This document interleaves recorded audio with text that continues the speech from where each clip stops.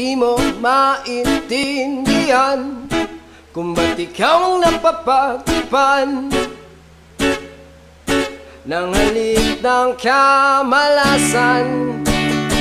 Kinapang mong marahan ng hagdanan para lamang makidlatan sa kaitaas-taasan. Ngunit kaibigan, huwag kang magpapasindak. Kaibigan, easy lang saya.